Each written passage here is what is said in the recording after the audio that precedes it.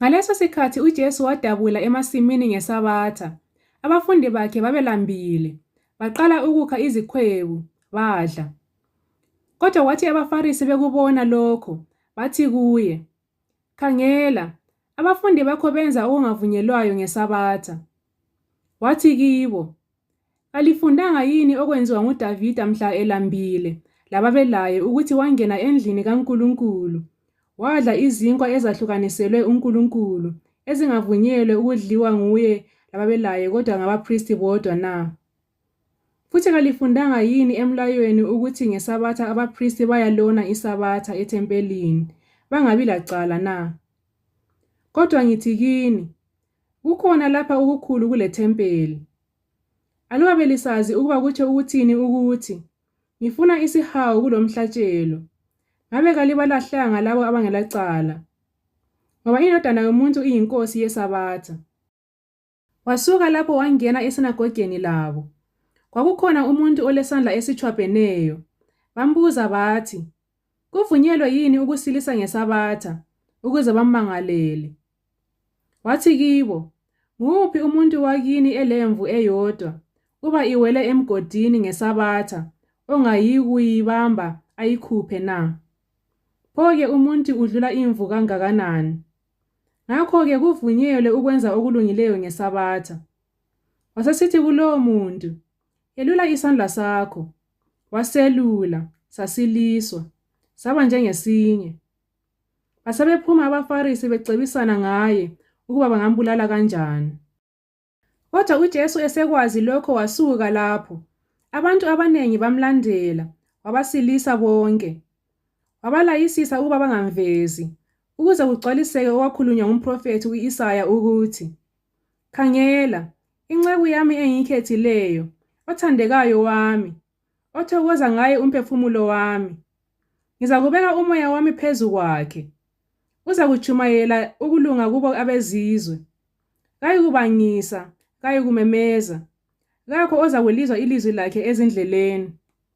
Umhlanga ofecekileyo kayikuwaphula, lentambo yesibane ethunqayo kayikuyicitsha, aze aphumelelise ukulunga, kunqobe. Lezizwe zizakuthemba ebizweni lakhe." Wasekuletha kuye umuntu olomoya omubi eyisiphofu lesimungulu. Wamsilisa, kwaze kwathi oyisimungulu wakhuluma, wabona. Amaxuku wonke amangala athi, "Lo angaba yiyo indodana kaDavida na?" Kodwa abaFarisi sebezwile bathi, "Lumuntu uyabakhupha omoya ababi ngoBhelizebhule, inkosi yomoya ababi kuphela." Kodwa eseyazi imicabango yabo uJesu wathi kubo, "Ilowo lalowo umbuso owahlukene phakathi uyachitheka, lalowo muzi ingabe indlu eyahlukene phakathi ingeme. Uba uSathane ekhupha uSathane, wahlukene phakathi kwakhe. Pho umbuso wakhe uzakuma kanjani na? Uba mina ngikhupha omoya ababi ngoBhelizebhule, amadodana enu abakhupha ngobani na? Ngakho-ke, bona azakuba ngabathonisisi benu. Kodwa uba mina ngikhupha omoya ababi ngomoya kaNkulunkulu, lembala, umbuso kaNkulunkulu usufikile kini. Umuntu angangena kanjani endlini yesiqhwaga, aphange impahla yaso, uba engasibophi kuqala isiqhwaga na? Kunkhona ezakuphanga indlu yaso. Ongelami umelene lami, ongabuthi lami uyachitha. Ngakho ngithi kini, abantu bazakuthethelelwa izono zonke lokuhlambaza, kodwa ukuhlambaza umoya kakuyikuthethelelwa. Lowo okhuluma ilizwi elibi ngeNdodana yoMuntu uzakuthethelelwa, kodwa lowo okhuluma ilizwi elibi ngoMoya oNgcwele kayikuthethelelwa, kulesi sikhathi lasesikhathini esizayo. Yenzani isihlahla sibe ngesilungileyo, lezithelo zaso zibe ngezilungileyo. Ingabe yenzani isihlahla sibe sibi, lezithelo zaso zibe zimbi. Ngoba isihlahla saziwa ngezithelo zaso. Nzalo yezinyoka, ingakhuluma kanjani okuhle libabi na? Ngoba umlomo ukhuluma ngokugcwala kwenhliziyo. Umuntu olungileyo ukhupha izinto ezilungileyo enhliziyweni yakhe elungileyo. Lo muntu omubi ukhupha izinto ezimbi enhliziyweni yakhe embi. Ngithi kini, amazwi wonke ayize abawakhulumayo abantu baza kuziphendulela ngawo ngosuku lokuthonisiswa. Ngoba ngamazwi akho uzakukhululwa, langamazwi akho uzakulahlwa. Abanye bababhali labaFarisi basebesithi kuye, Mfundisi, sifuna ukubona isibonakaliso esenziwa nguwe. Wabaphendula wathi, isizukulwana esibi lesifebayo sifuna isibonakaliso, kodwa kasiyi kunikwa sibonakaliso, kuphela isibonakaliso sikaJona umprofethi. Ngoba njengalokhu uJona waba sesiswini sensika bayitshiye insuku ezintathu lobusuku obuthathu, ngokunjalo-ke indodana yomuntu izakuba semathunjini omhlaba insuku ezintathu lobusuku obuthathu. Amadoda aseNinive azakuma ekuthonisisweni kanye lalesi sizukulwana, asilahle, ngoba wona aphenduka ngokutshumayela kukaJona. Khangelani, kukhona lapha okukhulu kuloJona.